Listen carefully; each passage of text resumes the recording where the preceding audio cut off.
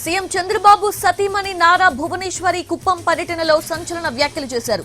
గత ప్రభుత్వ హయాంలో తనని అవమానించడం ద్వారా తన భర్తని హింసించాలని చూశారని ఆరోపించారు. మహాభారతంలో కౌరవులు ద్రౌపది చీరలాగితే వైసీపీ ప్రభుత్వంలో తన భర్తని అవమానించారని ఆరోపించారు. తానేంటో తన భర్తకు తెలుసని, తానేమీ నిరూపించుకోవాల్సిన అవసరం లేదన్నారు.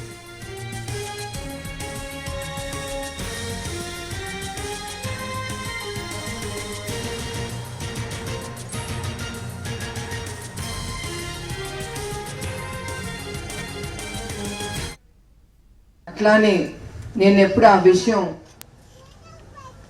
నాకు ఇష్టం లేదు మాట్లాడటం, కానీ ఇవాళ ఆ ద్రౌపది అమ్మని చూశాను ఆలయంలో.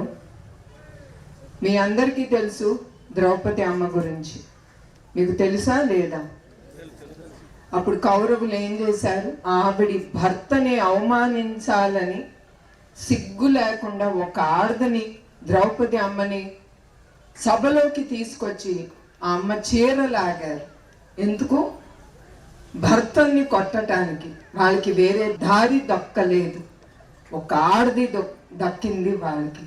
అట్లానే మన అసెంబ్లీలో చంద్రబాబు నాయుడు గారిని హింసించాలని, ఆయనకి ఎదురు దెబ్బ కొట్టాలని వాళ్ళకి తెలిసి నా పేరు లాగారు, నా శీలాన్ని గురించి వాళ్ళు మాట్లాడారు.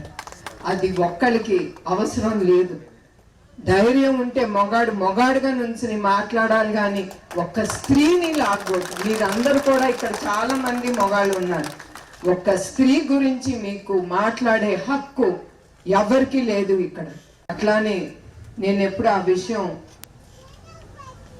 నాకు ఇష్టం లేదు మాట్లాడటం, కానీ ఇవాళ ఆ ద్రౌపది అమ్మని చూశాను ఆలయంలో.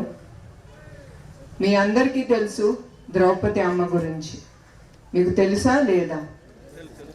అప్పుడు కౌరవులు ఏం చేశారు? ఆవిడి భర్తని అవమానించాలని సిగ్గు లేకుండా ఒక ఆడదని ద్రౌపది అమ్మని సభలోకి తీసుకొచ్చి ఆ అమ్మ చీర లాగారు. ఎందుకు? భర్తల్ని కొట్టడానికి. వాళ్ళకి వేరే దారి దక్కలేదు, ఒక ఆడది దక్కింది వాళ్ళకి. అట్లానే మన అసెంబ్లీలో చంద్రబాబు నాయుడు గారిని హింసించాలని, ఆయనకి ఎదురు దెబ్బ కొట్టాలని వాళ్ళకి తెలిసి నా పేరు లాగారు, నా శీలాన్ని గురించి వాళ్ళు మాట్లాడారు. అది ఒక్కరికి అవసరం లేదు.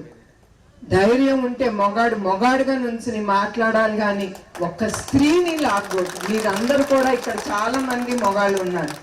ఒక్క స్త్రీ గురించి మీకు మాట్లాడే హక్కు ఎవరికి లేదు ఇక్కడ. అట్లానే